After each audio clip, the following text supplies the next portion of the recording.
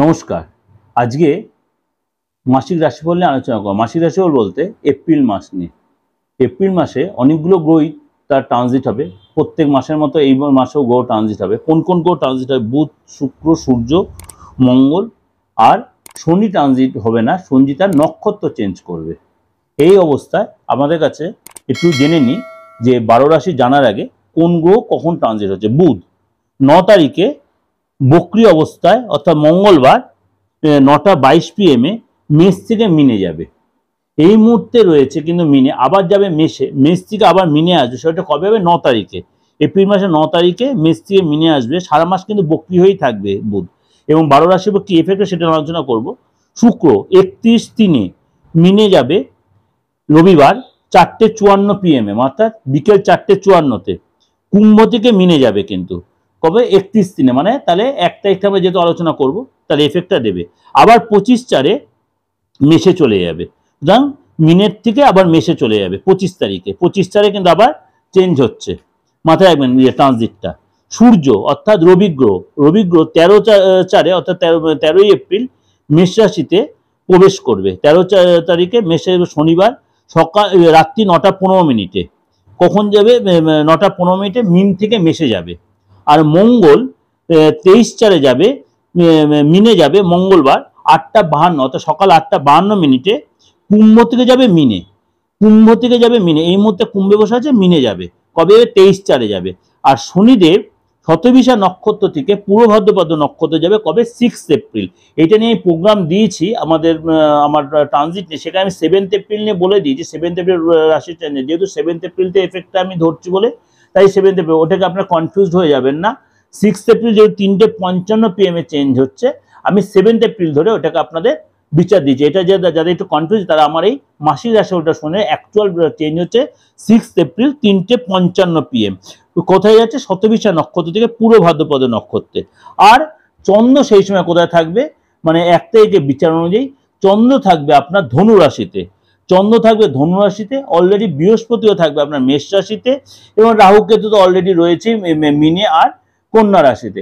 রাহু কেতু তাদের নক্ষত্র যে সেগুলো আমি আলোচনা করছি। এরপর আবার গ্রহ রাশি যা চেঞ্জ হয় সেগুলো নিয়ে আমি আপনাদের কাছে প্রেজেন্ট করব। এই মুহূর্তে এই যে গ্রহ রাশির সিচুয়েশনের উপর 12 রাশির উপর কি এফেক্ট হবে সেটা নিয়ে আজ আলোচনার বিষয়বস্তু পুরো মাসেরটা। কুম্ভ রাশি, কুম্ভ রাশি এই মাসটা কেমন যায় অর্থাৎ এপ্রিল মাসটা। প্রথমেই বলি আর্থিক দিকটা। কুম্ভ রাশি 14 তারিখ পর্যন্ত কিন্তু আপনাকে একটু বুঝে শুনে চলতে হবে। বিশেষ করে আননেসে আপনি খরচার মধ্যে জড়িয়ে পড়তে পারেন, বেফালতু খরচা হবে, টেনশন হয়ে যাবে, আপনার একটা চিড়চিড়ে রাগ হয়ে খরচার জন্য। ব্যাংকের ইএমআইতে হয়তো খরচা বেড়ে যাবে, বা ইএমআইতে তো কোনো ব্রেক হয়ে গেলে আপনার হয়তো ফট করে কোনো নোটিশ আসতে পারে, সরি টু সে। ধার করে ফেলতে পারেন, কিন্তু এটা যাওয়া হবে 14 তারিখ। খুব সাবধানে আপনি যে কোনো ব্যাপারে ডিল করে লোকের সাথে কথাবার্তা বলুন। আর্থিক রিলেটেড ব্যাপারে ভুল কথা ইনভেস্ট করবেন না, তাহলে টাকাটা কিন্তু লস হয়ে যেতে পারে, আর্থিক চাপ আসবে। কিন্তু 15 তারিখের পর থেকে কিন্তু কুম্ভ রাশি লোকেদের আর্থিক জায়গাটা অনেকটাই চেঞ্জ আসবে। সরকারি কোনো লাভ পাবে, অনেকদিন ধরে খুঁজছে কোনো সরকারি টেন্ডার বা সরকারি কোনো টাকা আটকে ছিল, বা সরকারি কোনো সাপোর্ট পাওয়ার ব্যাপার আছে, বা সরকারি কোনো কেস চলছিল, এই ধরনের সাপোর্টগুলো কিন্তু সেই সময় পাবেন। আপনার এই সময় লটারি লাগতে পারে এই বছরে, এই মাসে 15 তারিখের পরে। কিন্তু আপনি কোনো মহিলার দ্বারা, আপনিও কিন্তু কোনো মহিলার দ্বারা উপকৃত হবেন। হঠাৎ কোনো প্রাপ্তিযোগ এই সপ্তাহে, এই মাসে কিন্তু আপনাদের হতে পারে। আপনার যদি বিবাহিত হন, আপনার সন্তান নিয়ে কিন্তু যথেষ্ট আপনার গর্বিত হবেন। বিদ্যায় যথেষ্ট গ্রোথ হবে, সে হায়ার স্টাডি করুক বা আপনি ছোট ক্লাসে যথেষ্ট গ্রোথ হয়, এবং সেই চাকরির চেষ্টা করে এই মাসে আপনার সন্তানের চাকরি হয়ে যায়, প্রবল সম্ভাবনা। কোথাও ঘুরতে যেতে পারে, বা আপনার সন্তানটা আপনার থেকে দূরে থাকে, সেখানে তো মেস চেঞ্জ বা স্কুল চেঞ্জ বা কলেজ চেঞ্জ করতে পারে, বা পড়াশোনার জায়গা বা টিচার চেঞ্জ হতে পারে। কিন্তু আপনি যদি স্টুডেন্ট হয়ে থাকেন, আপনারা কিন্তু এই বছরটা একটু মানে বুঝে শুনে এই মাসটা সাবধানে চলতে, আপনার কিন্তু অনেকাংশে আপনি সাপোর্ট পাবেন, সাকসেস পাবেন, অনেকাংশ অর্থ, অনেক দিনের পুরনো কোনো পাওনা আপনি কিন্তু এই মাসে পেয়ে যেতে পারেন। কোনো গুড নিউজ পেতে পারেন, যেটা আপনাকে আপনি অনেক দিন ধরে এক্সপেক্ট করে বলছেন হবে করে হচ্ছে না, এই মাসে কিন্তু সেটা হয়ে যাওয়ার প্রবল সম্ভাবনা। আপনার কাজের জায়গাটা বা আপনি যদি কোনো পড়াশোনার সাথে অনেকে অনেক কর্ম করে, পার্ট টাইমে জব করে থাকেন, বা মেসটাও চেঞ্জ হতে পারে, পড়ার জায়গাটা চেঞ্জ হতে পারে। শরীরটা নিয়ে একটু ডিস্টার্ব হতে হবে, বিশেষ করে পেট নিয়ে কোনো ডিস্টার্ব, ব্যথা বেদনার কোনো প্রবলেম, কোনো চোট আঘাত, বিশেষ দাঁতের কোনো প্রবলেম হতে পারে। খাওয়া দাওয়াটা একটু কন্ট্রোল করতে হবে, অর্থাৎ জিভটাকে কন্ট্রোল করতে হবে। আপনি এই মাসে যদি ড্রিঙ্কস হ্যাবিট থাকে অবশ্যই সেটাকে একটু কন্ট্রোল করে চলবেন। আর যদি কোনো ক্রনিক ডিজিজ, বিশেষ করে প্রেশার, সুগার, কোলেস্টেরলের ব্যাপার, অবশ্যই ডাক্তারি চেকআপের মধ্যে অবশ্যই রাখবেন। আপনি যদি চাকরি করে থাকেন বা চাকরির চেষ্টা, অবশ্যই এই মাসে চাকরি পেয়ে যায়, প্রবল সময় চাকরি করে দেন, সেখানে পদ প্রমোশন অবশ্যই হবে। সিনিয়র যথেষ্ট সাপোর্ট করে, আপনার সিনিয়র যথেষ্ট আপনার গুরুত্ব দেবে, আপনার কথা শুনবে, আপনার সিনিয়রের আপনার কথা, আপনিও সিনিয়রের কথা শুনে বড় কোনো প্রজেক্ট, বড় কোনো দায়িত্ব আপনার উপর দেবে, এবং সিনিয়র যথেষ্ট আপনার শুনে আপনার জন্য রিকমেন্ড করবে, আপনার ভালো জায়গায় প্রমোশন হতে বা ভালো জায়গায় পোস্টিং হতে পারে।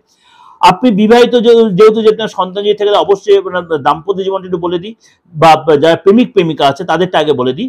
13 তারিখ পর্যন্ত একটু ডিস্টার্ব থাকবে, বিশেষ করে পার্টনার সাথে মেন্টালি একটু চাপ হবে। আপনার পার্টনার কোনো রোগ জ্বালায় ভুগতে, বিশেষ করে পেটের বা চোখের কোনো প্রবলেম, ব্যথা বেদনা ভুগতে পারে।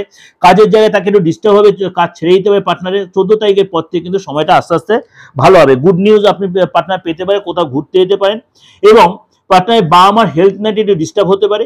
আপনার মোবাইল বা গাড়ির পেছনে কোনো খরচ হতে 14 তারিখের পর সময়টা অনেকটাই ভালো হবে। আপনি যদি ব্যবসা করে থাকেন এই সময় কিন্তু আপনার নিজের ব্যবসা জায়গাটা যথেষ্ট ডেভেলপ পাবেন, এবং সেটা সপ্তাহের মাসের প্রথম দিকে অর্থাৎ 14 তারিখ পর্যন্ত আপনার একটু টেনশন থাকবে। 14 তারিখ পর থেকে কিন্তু সময়টা আপনার ব্যবসা জায়গাটা অনেকটা ভালো হবে। কোনো বড় ডিল হতে হবে, বড় যোগাযোগ হতে হবে, আটকে থাকা অর্থ পেতে হবে ব্যবসা জায়গা। কিন্তু 14 তারিখ পর্যন্ত খুব সমঝে চলবেন। কর্মচারী ছেড়ে চলে যাবে, কর্মচারীর সঙ্গে বাদানুবাদ হতে পারে। কিন্তু আরেকটা কথা বলি, আপনি কিন্তু এই সময় কোনো রিলেটিভের হেল্প, বিশেষ করে আপনার শ্বশুরালয় থেকে কোনো হেল্প পেতে পারেন, এবং শ্বশুরালয়ে আপনি যেতে পারেন, সেখানে আপনার কোনো আর্থিক বা মানসিক তারা যথেষ্ট সাপোর্ট করবে।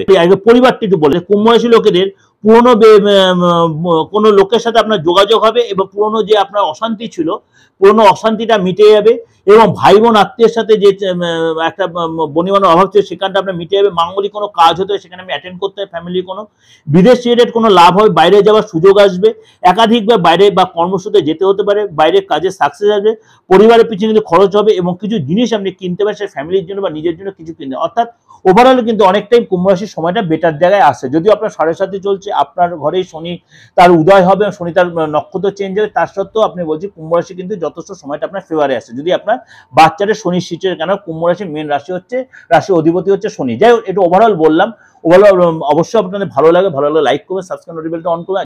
যাই হোক, আপনাদের সকলের মধ্যে একটা কিউরিসিটি আছে, পার্থদা কি আদৌ মানে ডেট অফ বার্থ কিছু দেখেন না? কখনোই নয়। কেন আমার মেন জিনিসটা হচ্ছে হাত দেখে আমি প্রেডিকশনটা দিই, কারণ হাতটা হচ্ছে আমার মেন দরকার। যারা আমার পুরোনো ক্লায়েন্ট, পুরোনো ভিউয়ার্স যারা জানেন, আমি সবসময় হাতের ছবি দেবেন, হাতটা এনে দেখাবেন আগে। আর আপনি সামনাসামনি আমার কাছে বলছেন, অবশ্যই তার ফেসটা রিড করা যায়। ফেস রিডিং আর পাম রিডিং এটা হচ্ছে অ্যাস্ট্রোলজির সবচেয়ে মানে মেন পার্ট। অবশ্যই ডেট অফ বার্থটা দরকার, ডেট অফ বার্থটা তো দরকার, কিন্তু যাদের ডেট অফ বার্থ নেই তারা নিশ্চিন্ত আমার সাথে মিট করতে পারেন। অবশ্যই অনলাইন অফলাইন দুটো, অফলাইন বলতে অল চেম্বার ইজ ওপেন। সুতরাং আপনারা আমার সব চেম্বারে আপনি আসবেন, কিন্তু অবশ্যই অনেক কিছুদিন আগে একটু বুকিং করা, বুকিং নিয়ে ফোন করে নেবেন। আর অনলাইনে যা করবেন, অল ওভার ওয়ার্ল্ডে সবাই অনলাইনে প্রেডিকশন নিতে, আপনিও সেটা নিতে পারেন। অবশ্যই এটা পেয়েবল সিস্টেম। আর তন্ত্রের ব্যাপার যেটা বলছে, অনেকে কিউরিসিটি, আমি তন্ত্র করছি, এত সাদা মাটা ড্রেস পরে বসছি, হাতে আমার পাথর নেই, তাতে আপনার একদম কুচ পরোয়া নেই। আমি কিন্তু তন্ত্রে, আমি তন্ত্র বংশে আমার জন্ম, তন্ত্র আমার রক্তে। কেন সত্যি বলছি, বন্ধবংশ খ্যাত, আমি হচ্ছে একদম ব্যানার্জি, সুতরাং ব্রাহ্মণের বংশ থাকে, তন্ত্র একটু করতে অসুবিধা, সরি টু সে খারাপ ভাবে নেবেন না কিন্তু। সুতরাং তন্ত্র হচ্ছে আমার রক্তে। তন্ত্র করতে গেলে যে অ্যাস্ট্রোলজিটা করা যাবে না, অ্যাস্ট্রোলজিটা করতে গেলে, তন্ত্র করতে গেলে অ্যাস্ট্রোলজি হচ্ছে মেন পার্ট।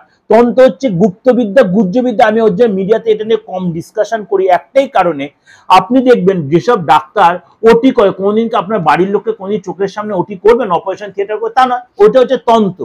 ডাক্তার কিন্তু আপনার চোখের সামনে বাড়ির লোককে দেখছে, আপনার আপনজনকে দেখছে, ওইটা হচ্ছে অ্যাস্ট্রোলজি। অ্যাস্ট্রোলজিতে বিচার আসবে আপনার কোনখানে মেরামতি করতে হবে। তন্ত্র আর অ্যাস্ট্রোলজি এইটা হচ্ছে এই যে কথাটা বললাম, কোনো অ্যাস্ট্রোলজি এটা শুনে হয়তো অনেক কিছু কমেন্টস করবে, সো হোয়াট, ডাজন্ট ম্যাটার, আমার তাতে কিছু আসে না। আমার যেটা আমার দৃষ্টিতে যেটা আমি পেয়েছি সেটা আপনাকে প্রেজেন্ট করলাম।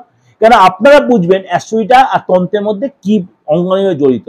তন্ত্র করতে গেলে অ্যাস্ট্রোলজিটা must be, astrology must be. আপনি কোন জায়গাটা, আপনি যদি না জানেন পেটের আমার এখানে আলসার হয়েছে, আমার মাথায় কোথায় টিউমার হয়েছে, তাহলে অ্যাস্ট্রোলজি বলবে, তাহলে ডাক্তার বলে সেখানে স্ক্যান করবে, সেখানে ইসিজি করবে, এক্সরে করবে, তারপরে তন্ত্র, তারপরে সে যেটা করে তন্ত্র হচ্ছে সেই এক্সরে বা অপারেশন, অপারেশনটা হচ্ছে তন্ত্র। তন্ত্রের মধ্যে সে রেকটিফিকেশন করা। সুতরাং এই জায়গাটা আপনাদের বুঝতে হবে। সুতরাং তন্ত্র আমাকে করতে হয় বা করি। যাই হোক, যদি মনে হয় যোগাযোগ করবেন, আর অবশ্যই সবাইকে প্রোগ্রামটা শেয়ার করা। নমস্কার, সবাই ভালো থাকুন।